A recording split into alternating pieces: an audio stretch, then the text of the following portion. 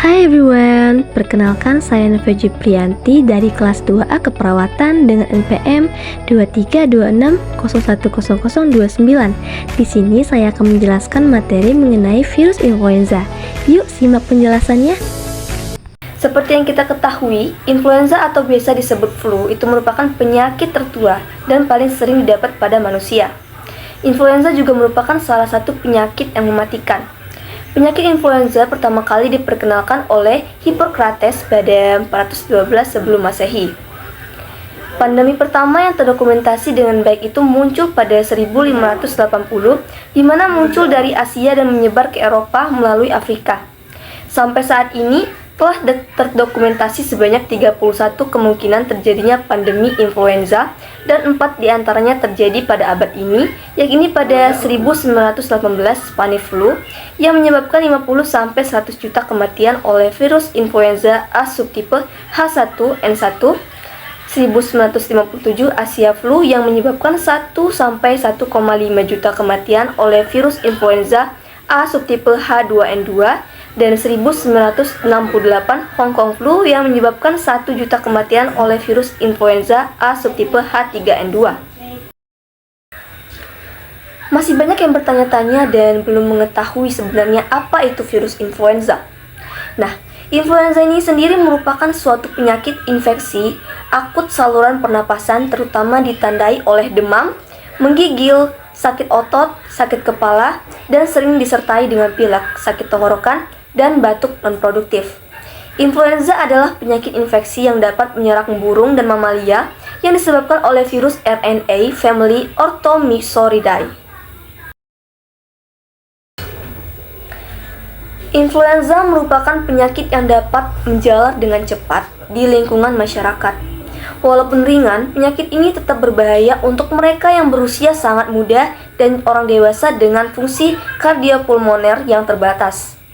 Juga pasien yang berusia lanjut dengan penyakit ginjal kronik atau gangguan metabolik endokrin dapat meninggal akibat penyakit yang dikenal tidak berbahaya ini. Sedangkan penyakit ini tercatat paling tinggi pada musim dingin di negara beriklim dingin dan pada waktu musim hujan di negara tropik. Pada saat ini, sudah diketahui bahwa umumnya dunia dilanda pandemi oleh influenza 2-3 tahun sekali. Jumlah kematian pada pandemi ini dapat mencapai puluhan ribu orang dan jauh lebih tinggi daripada angka-angka pada keadaan non-epidemik. Virus influenza mempunyai sifat dapat bertahan hidup di air sampai 4 hari pada suhu 22 derajat Celcius dan lebih dari 30 hari pada suhu 0 derajat Celcius. Kemudian virus influenza mati pada pemanasan 60 derajat Celcius selama 30 menit atau 56 derajat Celcius selama 3 jam dan pemanasan 80 derajat Celcius selama 1 jam. Virus akan mati dengan deterjen, disinfektan misalnya formalin, cairan yang mengandung iodin dan alkohol 70%. Kemudian struktur antigenik virus influenza ini meliputi antara lain itu 3 bagian utama berupa antigen S atau soluble antigen, kemudian hemaglutinin dan neuraminidase.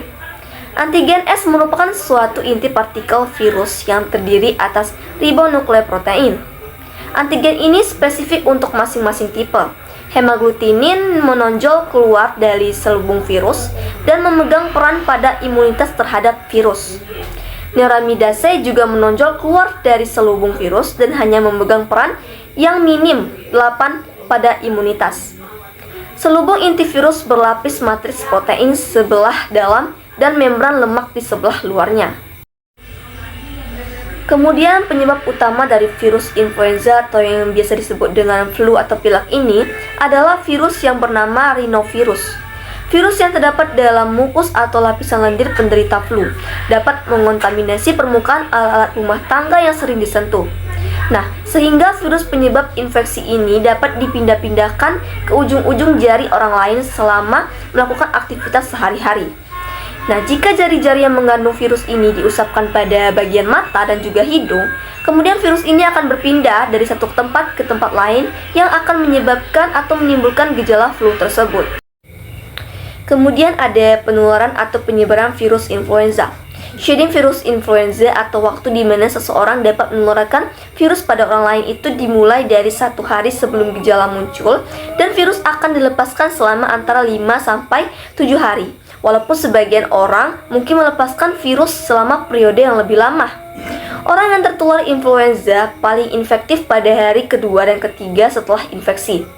Jumlah virus yang dilepaskan nampaknya berhubungan dengan demam. Nah, jumlah virus itu yang dilepaskan akan lebih besar saat temperaturnya lebih tinggi. Nah, jadi untuk anak-anak jauh lebih infeksius dibandingkan orang dewasa, dan mereka itu melepaskan virus sebelum mereka mengalami gejala hingga 2 minggu setelah infeksi. Penularan influenza dapat dimodelkan secara matematis yang akan membantu dalam prediksi bagaimana virus menyebar dalam populasi.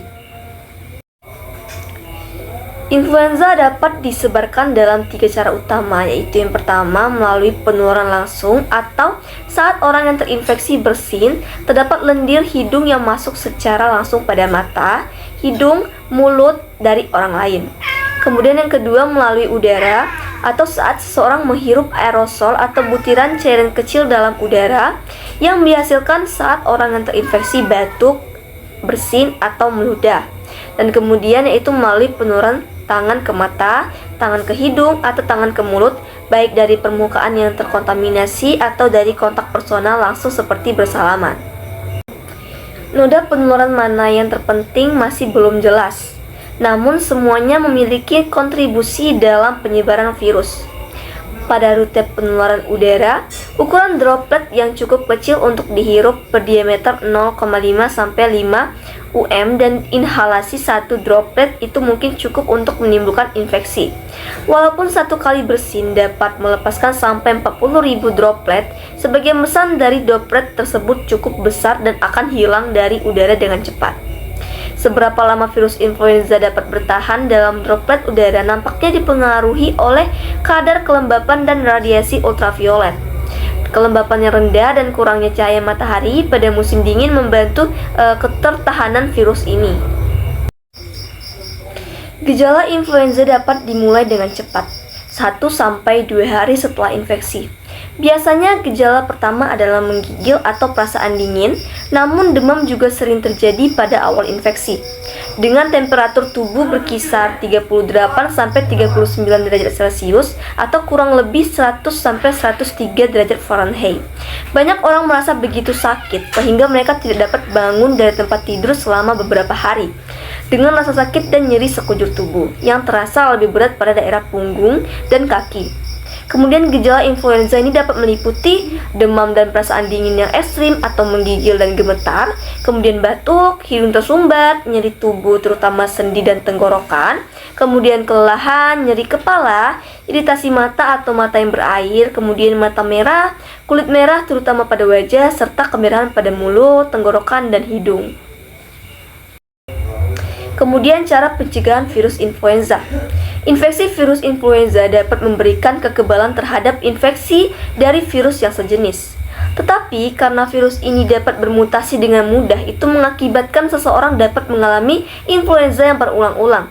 Salah satu pencegahan adalah dengan menggunakan vaksin influenza yang mengandung virus A dan B, dan disebutkan dapat mengurangi terjadinya infeksi yang disebabkan oleh virus H5N1 atau flu burung, dan juga pencegahan flu pada anak usia 5 tahun sampai 50 tahun. Golongan yang memerlukan vaksin ini antara lain usia 65 tahun, memiliki penyakit kronis lainnya atau paru-paru, jantung, darah, dan ginjal, dan juga diabetes mellitus, memiliki gangguan sistem pertahanan tubuh, dan petugas kesehatan. Dianjurkan untuk memberikan vaksin sebelum musim dingin atau musim hujan. Selain itu, perubahan perilaku masyarakat dengan gaya hidup yang sehat dapat mengurangi terjadinya penyakit influenza ini. Ada beberapa kebiasaan yang disarankan untuk dilakukan sebagai upaya pencegahan virus influenza ini. Yang pertama yaitu mencuci tangan. Sebagian besar virus dapat menyebar melalui kontak langsung. Seseorang yang bersin dan menutupnya dengan tangan, kemudian dia memegang telepon, keyboard komputer, atau gelas minum, maka virusnya akan mudah menular pada orang lain yang menyentuh benda-benda tersebut. Virus mampu bertahan hidup berjam-jam bahkan hingga berminggu-minggu. Oleh karena itu, usahakan untuk mencuci tangan sesering mungkin. Kemudian, jangan menutup bersin dengan tangan. Bila kita menutup bersin dengan tangan, maka virus flu akan mudah menempel pada tangan dan dapat menyebar pada orang lain. Jika kita merasa ingin bersin atau batuk, gunakanlah tisu dan kemudian segera membuangnya. Kemudian jangan menyentuh muka. Virus flu masuk ke dalam tubuh melalui mata, hidung maupun mulut. Menyentuh muka merupakan cara yang paling umum dilakukan oleh anak-anak yang terserang flu dan akhirnya menjadi cara mudah menularkan virus tersebut pada orang lain di sekitarnya. Kemudian selanjutnya itu minum banyak air. Air berfungsi untuk membersihkan racun dari dalam tubuh dan memberikan cairan pada tubuh. Orang dewasa yang sehat umumnya membutuhkan 8 gelas air perharinya. Bagaimana menandai bahwa tubuh kita sudah mendapatkan cairan yang cukup? Jika warna urin berwarna relatif jernih, berarti tubuh kita memang mendapatkan cukup cairan. Sebaliknya, jika berwarna kuning gelap, berarti tubuh kita memerlukan lebih banyak cairan lagi. Kemudian mandi sauna. Meskipun belum terbukti bahwa mandi sauna dapat berpengaruh terhadap pencegahan flu, namun sebuah penelitian terbaru menunjukkan bahwa orang yang mandi sauna 2 kali per minggu akan memiliki kemungkinan yang lebih kecil untuk terserang flu. Hal tersebut memang sesuai dengan teori bahwa ketika kita menghirup uap panas lebih dari suhu 80 derajat Celcius akan menyebabkan virus flu sulit untuk bertahan. Kemudian menghirup udara segar. Menghirup udara yang segar memang sangat penting bagi kesehatan tubuh, khususnya di cuaca yang dingin karena cuaca seperti ini akan membuat tubuh menjadi rentan terhadap virus flu. Kemudian selanjutnya yaitu lakukan olahraga aerobik secara teratur. Olahraga aerobik dapat mempercepat jantung untuk memompa darah lebih banyak sehingga kita bernafas lebih cepat untuk membantu mentransfer oksigen ke paru-paru dan ke dalam darah. Olahraga ini juga akan membantu meningkatkan kekebalan tubuh secara alami. Kemudian selanjutnya itu konsumsi makanan yang mengandung fitokemikal. Fitokemikal merupakan bahan kimia alami yang terdapat dalam tumbuh-tumbuhan yang berperan memberikan vitamin pada makanan. Kemudian mengonsumsi yogurt. Beberapa penelitian menunjukkan bahwa konsumsi yogurt yang rendah lemak setiap harinya dapat mengurangi risiko terserang flu sekitar 25%.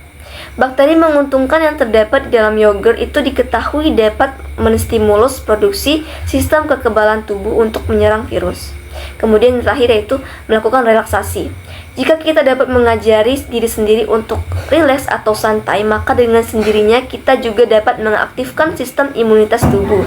Diduga ketika kita melakukan relaksasi, maka interleukin atau bagian sistem imunitas yang merespon terhadap virus flu akan meningkat dalam aliran darah kita. Jadi kesimpulannya adalah influenza merupakan suatu penyakit infeksi akut saluran pernapasan yang sangat menular, dapat menyerang burung dan mamalia. Influenza disebabkan oleh virus influenza tipe A, B, dan C yang merupakan suatu ortomisovirus golongan RNA. Virus influenza tipe A mempunyai banyak subtipe, diantaranya HSNI yang menyebabkan flu burung dan termasuk HPAI. Penularan virus influenza melalui droplet dan lokalisasinya di traktus respiratorius. Gejala klinis influenza adalah demam, sefagia, mialgia, batuk, pilek, dan disfagia. Pencegahan dengan vaksin bagi golongan yang memerlukan imunoprofilaksis. Influenza dapat diobati secara sistematik dan dengan antiviral dapat memperpendek angka sakit.